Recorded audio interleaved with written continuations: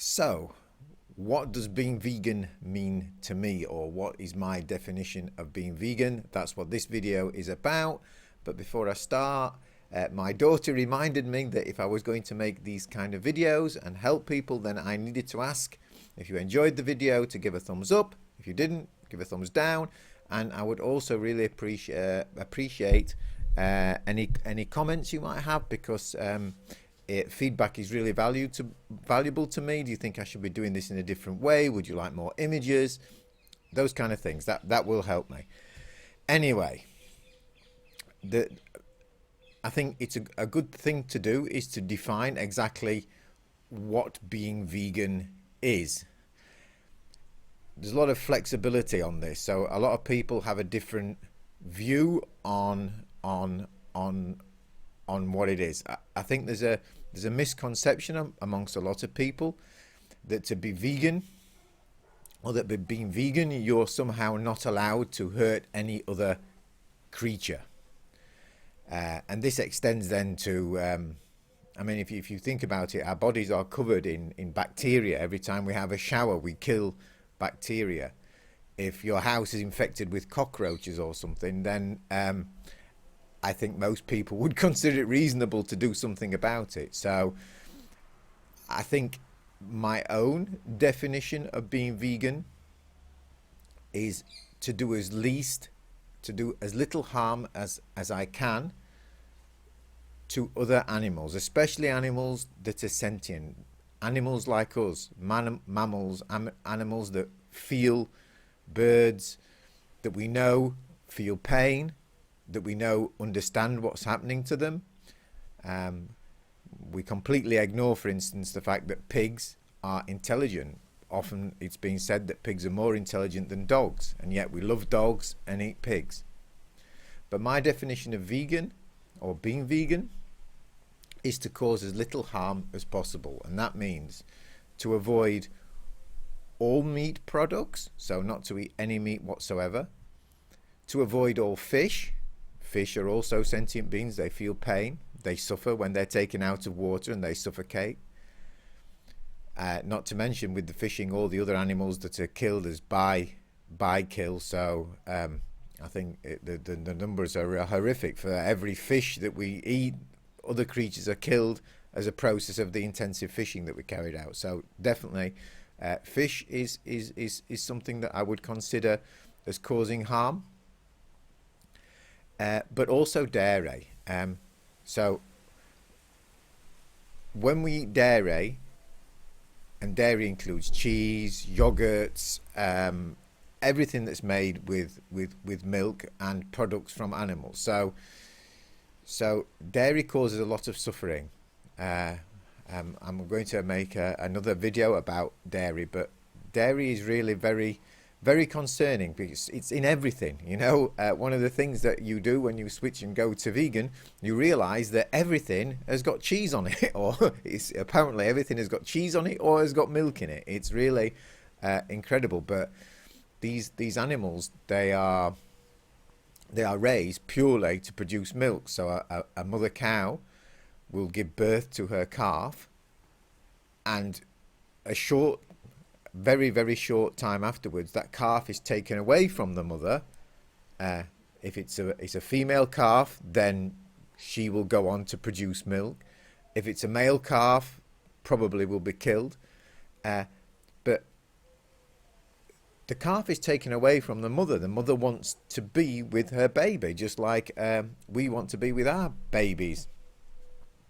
So we do that to the mother, and then she spends the rest. Then we steal her milk. Basically, we spend a lot of time feeding her so she can produce milk, and so we can then steal that milk. When she stops producing, we then artificially inseminate her again so she can produce another baby, so the whole process can start again. So dairy is really a horrific industry. And not only that, dairy is also not healthy at all. And if you're a woman, really bad for your bones. So not good for osteoporosis at all. In fact, milk is acidic. So although it's got calcium, which is good, It's also acidic, which in effect takes the calcium from your bones. So as far as bone health is concerned, milk is very, very harmful. So anyway, I am obviously going a little bit off topic here, which I didn't want to do. And this is what happens when you have nothing prepared.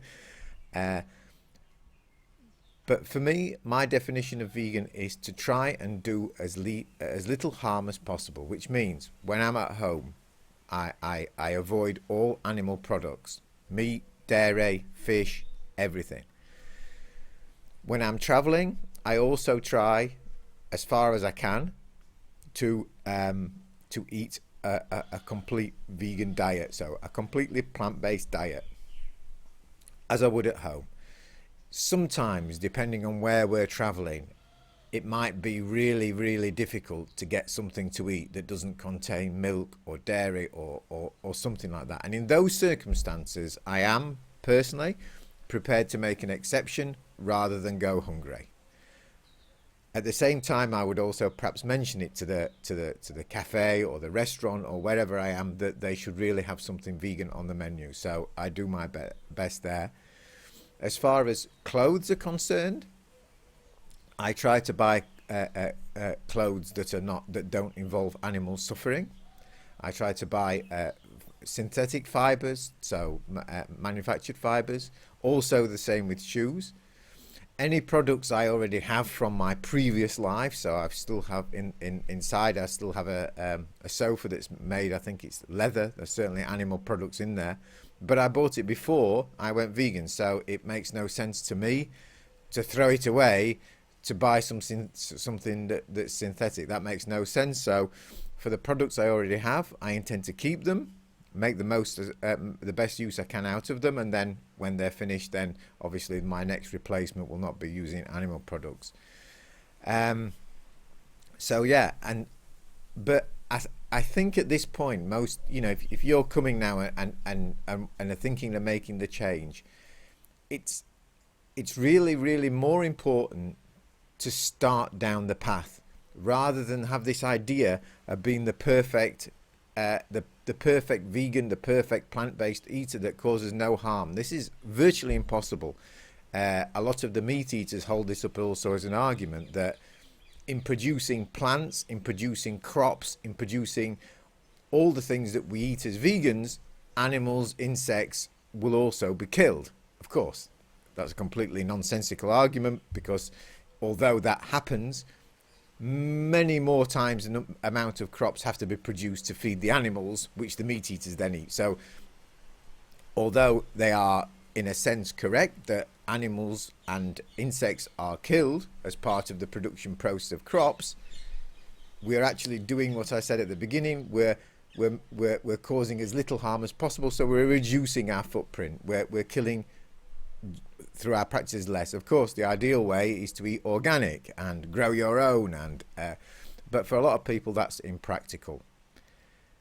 Maybe I've been speaking too fast in this video. I don't know.